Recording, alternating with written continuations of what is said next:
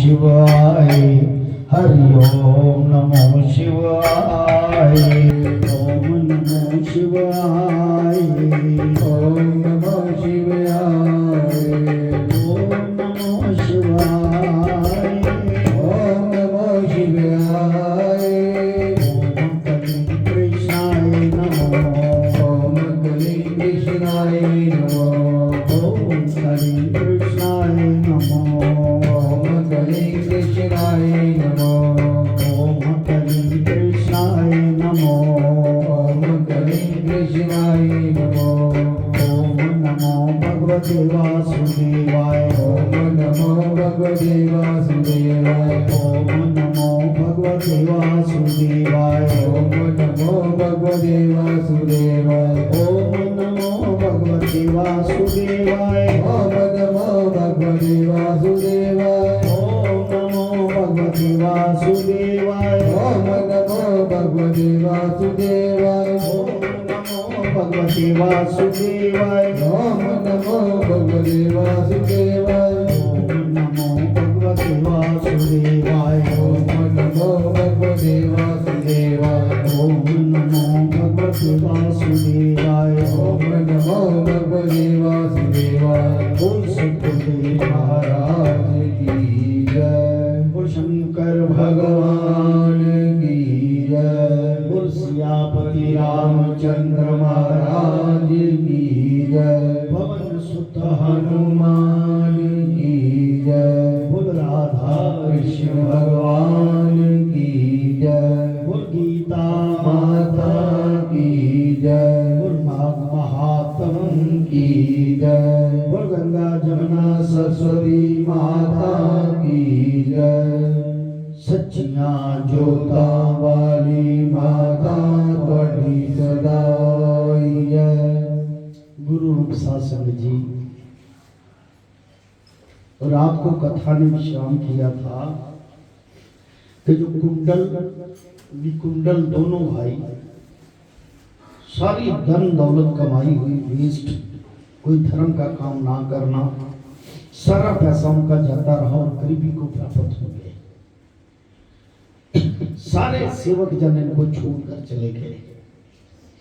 जितने भी बाग में टापुओं के साथ रल के इन्होंने बड़ी तरह के हिरण मारे और कई पशु पक्षियों को मारते। एक समय में से एक पर्वत पर गया जिसको शेर मार के खा गया। ऐसा रात को विश्राम हुआ था और दूसरे को सांप ने डस लिया था। यमदूत उन दोनों को पकड़कर बांध कर ले गए और कहने लगे कि महाराज इन दोनों पापियों के लिए क्या आ गया। 7वां अध्याय। सियावर राम जय जय राम, सियावर राम जय जय राम, मेरे प्रभु राम जय जय राम, मेरे प्रभु राम जय जय राम, मेरे श्री राम जय जय राम, मेरे श्री राम जय जय राम। चित्रगुप्त ने उन दोनों के कर्मों की आलोचना करके दूतों से कहा कि बड़े भाई कुंडल को घोर नरक में डाल दो और दूसरे छोटे भाई को चित्रगुप्त को स्वर्ग ले जाओ जहां उत्तम भोग है। मतलब दोनों गलत काम करते थे। एक को बोले कि इसे स्वर्ग ले जाओ और एक कहते इसे घोर नरकों में डालो। बोल शंकर भगवान की। तब एक तो दूत कुंडल को को नरक में फेंकने के लिए ले गया। और दूसरा दूत बड़ी नम्रता से कहने लगा, हे कुंडल, चलो तुम अपने अच्छे कर्मों से स्वर्ग को प्राप्त होकर अनेक प्रकार के भोगों को भोगो। तब कुंडल बड़े विस्मय के साथ मन में संशय धारकर दूत से कहने लगा, हे यमदूत, मेरे मन में बड़ी ये शंका पैदा हुई है, अतः मैं तुमसे कुछ पूछता हूं, कृपा करके मेरे प्रश्नों का उत्तर दो। अब उसके मन में शंका पैदा हो गई। कहा कि मेरे प्रश्नों का उत्तर दो। श्री राम जय राम जय जय राम, श्री राम जय राम जय जय राम, श्री राम जय राम जय जय राम, श्री राम जय राम जय जय राम, श्री राम जय राम जय जय राम, श्री राम जय राम जय जय राम। शंकर भगवान की जय। कहता मेरे प्रश्नों का उत्तर दो। हम दोनों भाई एक ही कुल में पैदा हुए, एक जैसे ही कर्म करते रहे, दोनों भाइयों ने भी कोई शुभ कार्य नहीं किया, फिर एक को नरक क्यों मिला? मैं अपने स्वर्ग में आने का कोई कारण देखता ही नहीं। तब ये दूत कहने लगा कि हे कुंडल, माता पिता पुत्र पत्नी भाई बहन सब संबंध के कारण जन्म लेते हैं। कोई ना कोई लिंक पिछले जन्म के कर्मों का एक दूसरे के साथ मिलकर भोगते हैं, ऐसा कहते हैं। जिस प्रकार वृक्ष पर अनेक पक्षियों का आगमन होता है, उसी तरह संसार में पुत्र भाई माता पिता का भी संगम होता है। इसमें से जो जैसे जैसे कर्म करता है वैसे ही फल भोगता है। तुम्हारा भाई अपने आप कर्मों से नरक में गया, तुम अपने पुण्य कर्म के कारण स्वर्ग में जा रहे हो। तब कुंडल ने आचार्य से पूछा कि मैंने तो अजन्म कोई धर्म का काम ही नहीं किया, सदैव पापों में लगा रहा, मैं अपने पुण्य के कर्म को नहीं जानता। यदि तुम मेरे पुण्य के कर्म को जानते हो तो कृपा करके मुझे बताओ।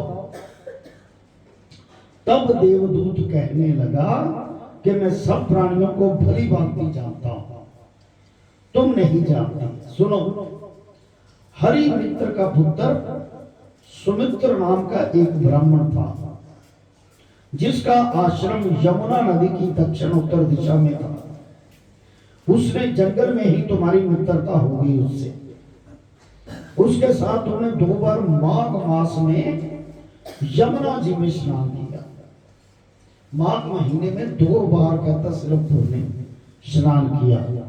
पहली बार स्नान करने से तुम्हारे सब पापों का नाश हो गया, और दूसरी बार स्नान करने से तुमको स्वर्ग प्राप्त होगा। सो हे विश्वेश्वर, तुमने 2 बार माघ मास में स्नान किया, इसके पुण्य के फल को तुमको ये फल प्राप्त हुआ, और तुम्हारा भाई नरक को प्राप्त हुआ। दत्तात्रेय जी कहने लगे कि इस प्रकार वह भाई के दुखों से अति दुखित होकर नम्रता पूर्वक बैठे वचनों से दूतों से कहने लगा कि हे दूतों, सज्जन पुरुषों के साथ 7 पग चलने से मित्रता हो जाती है। कोई सज्जन हो, उसके साथ 7 कदम चलो तो स्वभाव एक दूसरे के साथ मैच कर जाए तो उससे मित्रता हो जाएगी, और ये कल्याणकारी होती है। मित्र प्रेम की चिंता ना करते हुए तुम मुझको इतना बताने की कृपा करो कि कौन से कर्म से मनुष्य यमलोक को नहीं प्राप्त होता, ऐसा कर्म बताओ, क्योंकि तुम सर्वज्ञ। बोल सतगुरुदेव महाराज की कि कौन सा पुण्य करे जिससे नरक लोक ना प्राप्त हो और यम लोक ना मिले, कोई सजा ना मिले। कैसे पुण्य है जिससे सजा नहीं मिलती। आइए बड़े प्रेम के साथ सियावर राम जय जय राम, सियावर राम जय जय राम, ये प्रभु राम जय जय राम, हे प्रभु राम जय जय राम, हे श्री राम जय जय राम, हे श्री राम जय जय राम, करो कल्याण सीताराम, करो कल्याण सीताराम। आइए 8वां अध्याय बड़े प्यार से सुने। यमदूत कहने लगा कि तुमने बड़ी सुंदर वार्ता पूछी, यद्यपि मैं पराधीन हूं, फिर भी तुम्हारे स्नेहवश अपनी बुद्धि के अनुसार बतलाता हूं। देखिए यमदूत ने कहा मैं भी पराधीन हूं, दूसरे के अधीन हूं, यमराज के, वो धर्मराज के, धर्मराज भगवान विष्णु जी के, यानी कि जो प्रभु के साथ अटैच है, चाहे वो अधीनस्थ क्यों नहीं, पर उसको जितने भी बुद्धि ईश्वर देते हैं वो सात्विक बुद्धि देते हैं। उस सात्विक बुद्धि से ज्ञान की प्राप्ति होती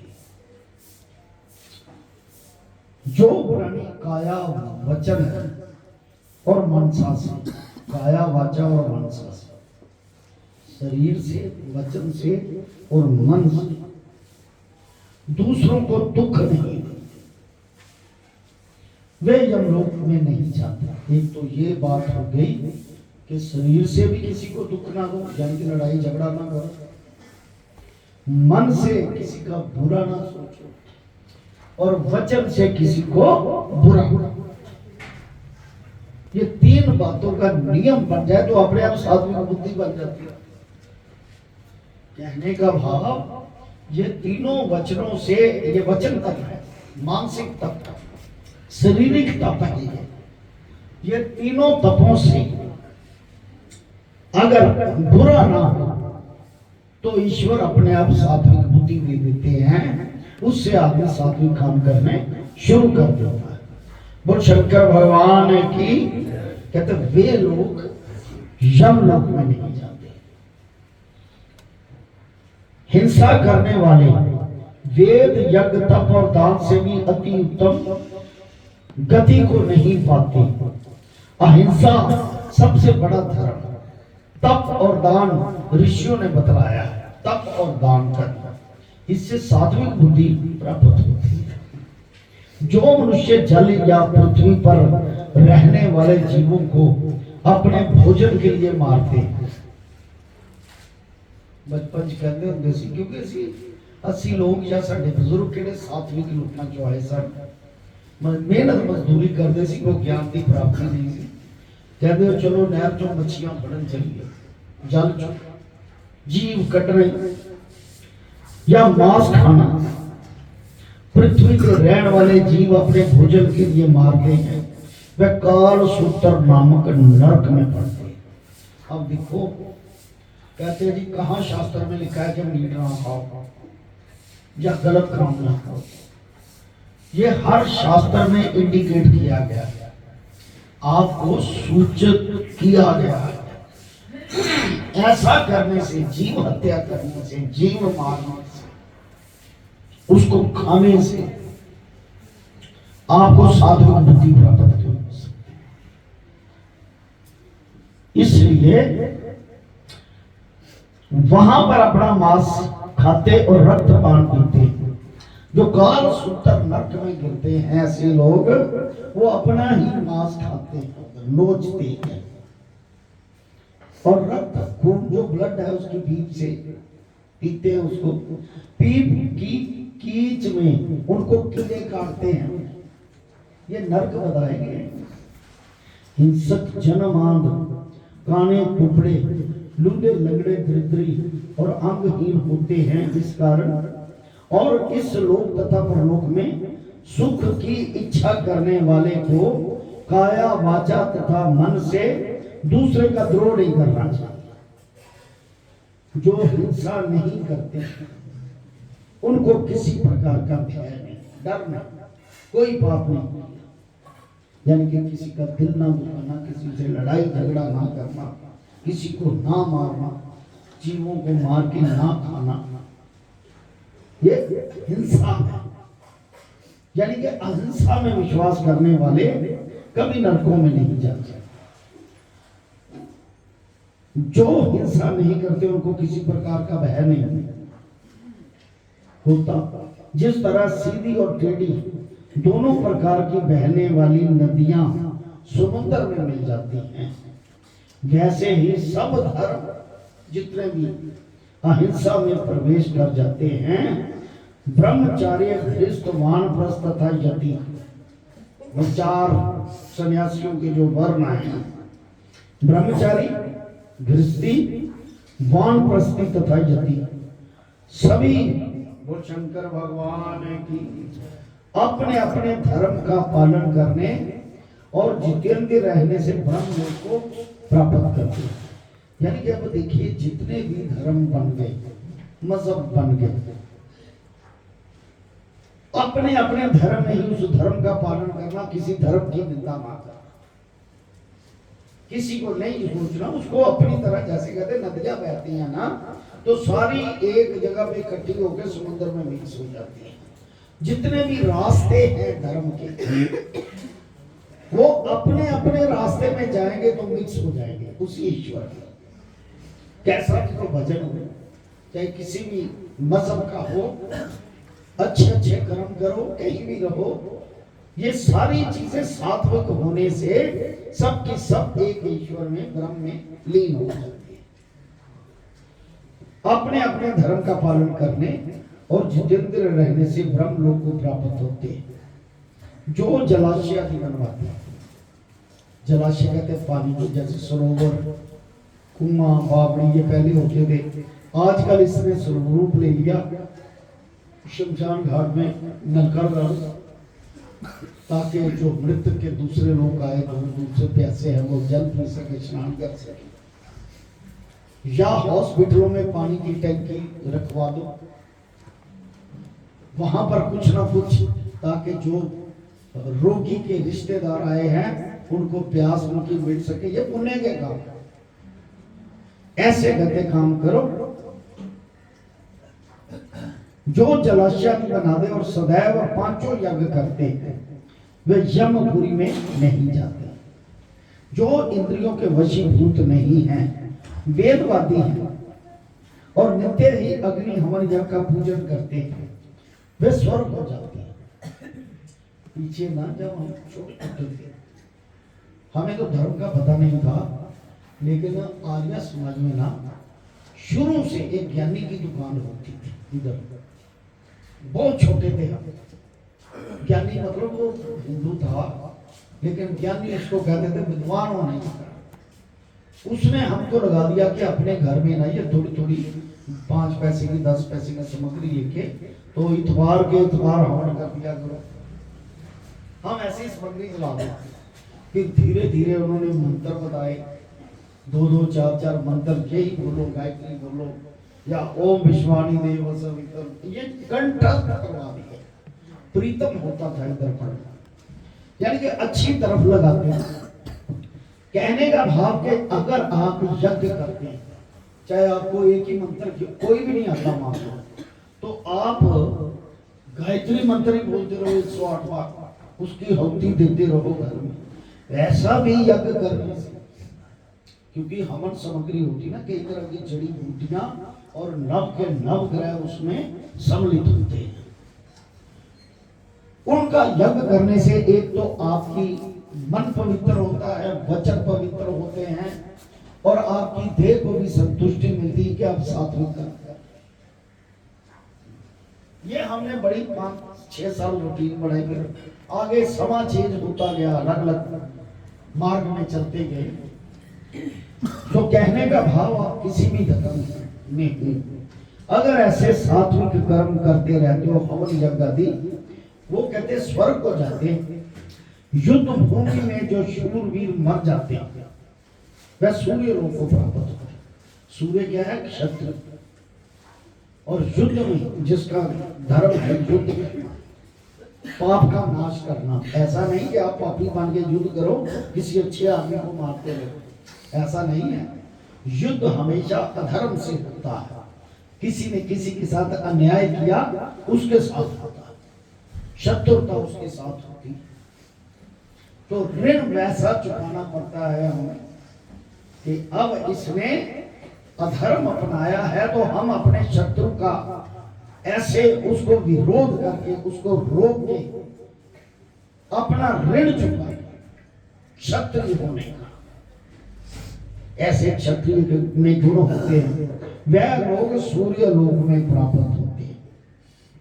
जो स्त्री शरण आए हुए तथा ब्राह्मण की रक्षा के लिए प्राण देते हैं, जो औरत के लिए प्राण देते, मान लीजिए कोई औरत किसी औरत की कोई इज्जत उतारने की कोशिश कर रहा है और उसको बचाने के लिए, अपना स्वार्थ ना हो, उसकी इज्जत बचाने के लिए उस आदमी से झगड़ा करके या उन लोगों से झगड़ा करके अपने प्राण त्याग देता है। मतलब दूसरे के निमित्त। कौन कौन? स्त्री या शरण आए हुए, आपके घर में ही आ जाता है, उसके रिश्तेदार आ जाते हैं, वो आपके घर में लड़ाई झगड़ा करते हैं, उनके लिए कहते हैं अगर आपको त्याग करना पड़े तो वे कभी स्वर्ग से नहीं लौटते। जो मनुष्य लूले लंगड़े बाल, वृद्ध, अनाथ और गरीबों का पालन करते हैं, वे भी स्वर्ग में जाते हैं। जिसने बेसहारों का पालन किया, मान लीजिए आपकी कोई शरण में आ गया कि मेरा दुनिया में कोई नहीं, और आप उस लायक हैं, भगवान ने आपको इतना दिया हुआ है कि आप उसको पाल सकते हैं, तो उसका लालन पालन करने से हमेशा स्वर्ग को जाएंगे, कभी नहीं वापस लौट के आएंगे। जो मनुष्य गौओं के लिए पानी का आश्रय करते हैं तथा कुआं, तालाब और बावड़ी बनवाते हैं, वे सदैव स्वर्ग में निवास करते, सदा उनको स्वर्ग की प्राप्ति होती है। जैसे जैसे जीव इसमें पानी पीते हैं, वैसे वैसे उनका धर्म बढ़ता है। जल से ही मनुष्य के प्राण हैं। इसलिए जो प्याऊ आदि लगाते हैं वह अक्षय, अक्षय का मतलब गिना नहीं जाता, अक्षय फल, अक्षय स्वर्ग को प्राप्त होते हैं। बड़े बड़े यज्ञ भी वह फल नहीं देते जो अधिक छाया वाले वृक्ष मार्ग में लगाने से। तभी कहते हैं वृक्ष लगाओ ताकि कोई मुसाफिर आ जाए, उसको ठंडी शीत हवा लगे गर्मी में, उस छाया में विश्राम कर सके। एक और उसका बेनिफिट है, जहां पर वृक्ष नहीं है उन्हीं इलाकों में ज्यादा बाढ़ आती है पानी बरसने से। वृक्ष बाढ़ को रोकते हैं, ये भी है। वृक्ष भी ऋषि होते हैं, लोगों को छाया देते हैं, अपना आसरा देते हैं, खुद तपते। जो अच्छे फल और अच्छी छाया वाले मार्ग के वृक्षों को काटता है वह नरकगामी होता है। तुलसी का वृक्ष लगाने वाले सब पापों से छूट जाते हैं। जिस घर में तुलसी वन है, यानी कि घर में तुलसी लगाई होती है, पहले कच्चे होते थे ना मकान, आजकल तो पत्थर, मॉडर्न जमाने में वो फिर गमलों में आ गई तुलसी। पहले घरों में बीजी जाती थी तुलसी। उस घर में कभी जमदूत नहीं जाते, यानी कि उस घर में कोई ऊपरी कसर, ऊपरी हवा, यहां तक के कोई जमदूत ही नहीं जा सकता जिस घर में तुलसी होती। अब मौत तो सबकी लिखी है, बात को समझना है। तो कहते हैं यमदूत नहीं जाते, उसको चतुर्भुजी रूप भगवान स्वयं अपनी शरण में ले जाते। जिस घर में तुलसी आदि लगी, तुलसी का पूजन कर, तुलसी की सुगंध से पितरों का चित्त आनंदित होता है। जो आपके बुजुर्ग शरीर छोड़ गए हैं, पितर हैं, जो उनका चित्त आनंद होता है और वह विमान बैठकर वैकुंठ रोक जाते हैं, यानी कि इससे गति हो जाती है, वैकुंठ रोक हो जाते हैं। नर्मदा नदी का दर्शन, गंगा का स्नान और तुलसी दल का स्पर्श, ये सब बराबर कर देगा। चाहे गंगा, चाहे नर्मदा नदी है या तुलसी का पौधा, तुलसी का पत्ता, इसके स्पर्श तीनों का बराबर का फल है। हर एक द्वादशी के, एकादशी के बाद द्वादशी है। ब्रह्मा भी तुलसी का पूजन करते हैं द्वादशी वाले दिन। रतन, सोना, फूल तथा मोती की माला के दान का इतना पुण्य नहीं मिलता जितनी तुलसी की माला के दान का। जो फल आम के 1000 और पीपल के 100 वृक्षों के लगाने से होता है, वह तुलसी के एक वृक्ष के लगाने से होता है। पुष्कर आदि तीर्थ, गंगा आदि नदी, वासुदेव आदि देवता सब ही तुलसी में वास करते हैं। गुरु महाराज जी ने तुलसी की माला पहनी हुई थी। एक संत यहाँ से गए, दृष्टि वाले भी संत होते हैं, जरूरी नहीं मांगने वाले भी होते हैं। आके संतों के पास बैठे, उनसे कहा कि काल से डरते हो? संतों को कहने का भाव कि जो तुलसी है ना, वो देह की रक्षा करती है, आयु बढ़ाती है। काल नजदीक नहीं आता जिसने तुलसी की माला पहना। जब गुरु महाराज जी सूक्ष्म हुए तो उससे 2-4 दिन ही पहले उनकी तुलसी की माला खंडित, पता है ना, खंडित हो गई माला। हम समझ गए कि ये लोग अपने आप ही शरीर छोड़ के चले जाते हैं, जो इन्होंने दिखावे का शरीर होता है। ये तो निराकारी होते हैं ना। वैसे जो मनुष्य 1, 2 या 3 बार रेवा नदी से उत्पन्न शिव मूर्ति की पूजा करता है अथवा सप्तिक रतन के पत्थर में आप से आप निकले हुए तीर्थ में, पर्वत या वन में रखी हुई शिव मूर्ति की पूजा करता है और सदैव ओम नमो शिवाय मंत्र का जाप करता है, यानी कि शिवलिंग की पूजा, जो अपने आप निकले उधर से वनों में गई शिव मूर्तियां, और ऐसे मंत्रों के जाप के साथ ओम नमो शिवाय ऐसे मंत्रों के साथ जो शिवलिंग की पूजा करता है, वह यमलोक की कथा भी नहीं सुनते, पता ही नहीं यमलोक क्या है। ऐसे पूजन करने से प्रसन्न, शठता, अभिमान या लोभ से शिव पूजा करने वाले भी यमलोक नहीं देखते। कहते जिनमें अहंकार है या कुछ अंदर थोड़ा गंदगी भी है, तामसी वृत्ति, राजसी वृत्ति भी है, कहते वो भी यमलोक की कथा भी नहीं सुनते और यम द्वार नहीं देखते, शिव पूजा करने वाले। हर हर महादेव शंभो काशी विश्वनाथ गंगे, हर हर महादेव शंभो काशी विश्वनाथ गंगे, हर हर महादेव शंभो काशी विश्वनाथ गंगे, हर हर महादेव शंभो काशी विश्वनाथ गंगे, हर हर महादेव शंभो काशी विश्वनाथ गंगे, हर हर महादेव शंभो काशी विश्वनाथ गंगे, हर हर महादेव शंभो काशी विश्वनाथ गंगे, हर हर महादेव शंभो काशी विश्वनाथ गंगे, हर हर महादेव शंभो काशी विश्वनाथ गंगे। ओ शंकर भगवान की जय। कहते अगर ऐसे तो नम्रता से किया जाए तो लोग भी उसकी प्रशंसा करते हैं। कहते अगर किसी में अहंकार भी या अवगुणों से भी भरा हुआ, वो अगर ऐसे शिवलिंग की या उसके जाप की पूजा करता है, वो भी यमलोक को नहीं मिलेगा।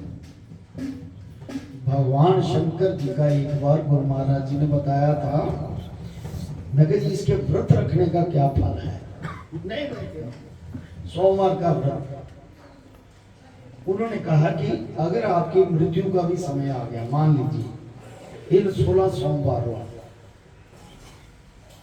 आप व्रत नियम से कर रहे हो, तो प्रभु को आके खड़े हो जाते हैं, ये मेरा भजन कर रहा है, यमदूतों को आज्ञा नहीं इनके प्राण निकाल, यानी कि मृत्यु रोक लेती। भगवान शंकर जी का पूजन मृत्यु तक को रोक लेता। अगर आपके मन में इच्छा है कि मैंने आपका जाप करना है, अभी मुझे उम्र चाहिए, मैं आपकी शरण में आना चाहता हूं, अभी आयु चाहिए, तो ये आयु भी प्रदान कर देते हैं। मतलब इनके लिए कोई नियम नहीं, जहां प्रेम वहां नियम है। प्रभु से प्रेम करोगे वो अपना नियम बदल दो।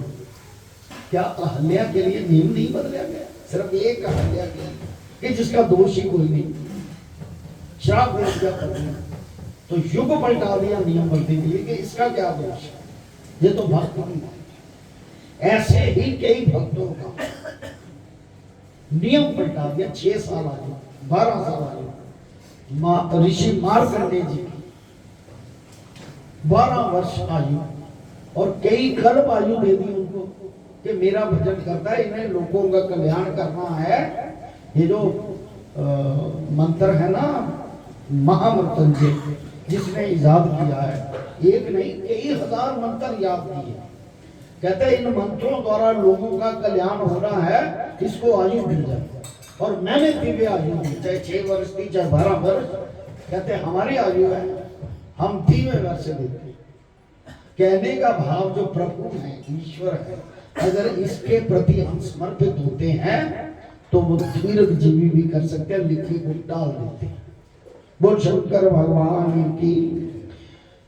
सियावर राम जय जय राम, सियावर राम जय जय राम, मेरे प्रभु राम जय जय राम, मेरे प्रभु राम जय जय राम, करो कल्याण सीताराम, करो कल्याण सीताराम। शंकर भगवान की जय। शिव पूजा के समान पापों को नष्ट करने वाला तथा कीर्ति देने वाला 3 लोक में और कोई काम ही नहीं। जो शिवालय स्थापित करते हैं, यानी कि शिव मंदिर की स्थापना करते हैं, उसे शिवालय कहते हैं। देखिए आप लोगों की सहायता से गुरु महाराज जी का जो शिव पूजन का इष्ट जो उसका मंदिर की जो स्थापना की, ये आप लोगों के द्वारा की गई। क्योंकि भगवान के मंदिर जहां नाम जप होता है उसकी स्थापना होती है, छोटा निर्माण।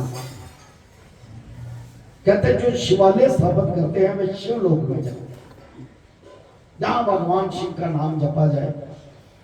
राम कृष्ण हरि ये सब शिव जी के नाम है, उन्हीं के नाम, कोई भी नाम नहीं। ब्रह्मा विष्णु तथा महेश शिव का मंदिर बनाकर वैकुंठवासी होता है।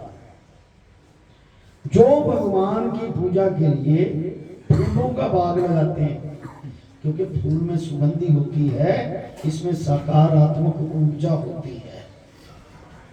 आजकल गमलों में घरों में भी फूल लगते हैं ना, कि हमें पॉजिटिव एनर्जी मिले, इसलिए जो कहते हैं बाग लगाते हैं भगवान की पूजा के लिए, वे धन्य हैं। जो माता पिता देवता और अतिथियों का सदैव पूजन करते हैं वो ब्रह्म लोक को जाते हैं। यानी कि माता पिता को पूरा शब्द ना बोलना। हमने देखा स्वभाव के अनुसार कई बच्चे माँ बाप को गलत बोल जाते हैं। माँ बाप को हमेशा अच्छा ही समझो, उन्होंने आपको सृष्टि दिखाई है और प्रभु माँ बाप में बसते हैं। माँ बाप को अच्छा ही आप अपनी तरफ से उनका पूजन करो। रोज सुबह उठ के माँ बाप के पांव छुआ करो, ताकि आपको भगवान का आशीर्वाद मिलता है। और अतिथि जो मेहमान आ जाए, ऐसा नहीं कि घर में 3-4 सब्जियां बनी, कहते यार ये अपने लिए रख लो कि मेहमान को, पहले उसके लिए रखो, क्या पता भगवान उसके अंदर आया। कहते अतिथि देवो भव, देवता होते हैं भगवान की तरह होते हैं, और अतिथियों का सदैव पूजन करते हैं, वे ब्रह्म लोक को प्राप्त होते हैं। बोल शंकर भगवान की सियावर राम जय जय राम, सियावर राम जय जय राम, मेरे प्रभु राम जय जय राम, मेरे प्रभु राम जय जय राम, करो कल्याण सीताराम, करो कल्याण सीताराम। नौमा अध्याय। यमदूत कहने लगे मध्याग्रह के समय, जो बीच का समय जैसे दोपहर का या रात की 12 बजे का, मध्याग्रह के समय आया अतिथि, मूर्ख पंडित वेद पाठी या पापी कोई भी हो, ब्रह्म के समान, चाहे कोई भी अतिथि आ जाए इस समय, मध्याग्रह के समय जिसके घर आया हुआ अतिथि निराश नहीं जाता, वह स्वर्ग का वासी, उसमें भेद ना देखे। अतिथि कोई भी, ईश्वर कोई भी रूप धारण करके आपके घर में आ जाता है। अतिथि बराबर कोई धन संपत्ति और हित नहीं है। बहुत से राजा और मुनि अतिथि का सत्कार से, ऐसा सत्कार करके ब्रह्म लोक को प्राप्त हुए। अतिथियों का ही सत्कार करने से कई बार हम भी सोचते हैं कि घर में यार इतना बड़ा काम था, ये घर आ गया, अब कब जाएगा, एक दिन रहेगा, ये कब जाएगा। ऐसा नहीं सोचना, भगवान शायद उसी के रूप में आपको को कार्य सवारने आ रहा है।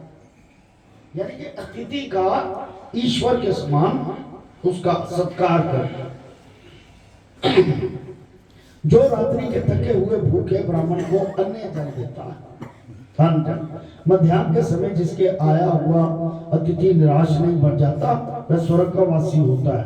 अतिथि बराबर कोई धन संपत्ति तथा हित नहीं। बहुत से राजा और मुनि अतिथि सत्कार को करने से ही ब्रह्म लोक को प्राप्त हुए।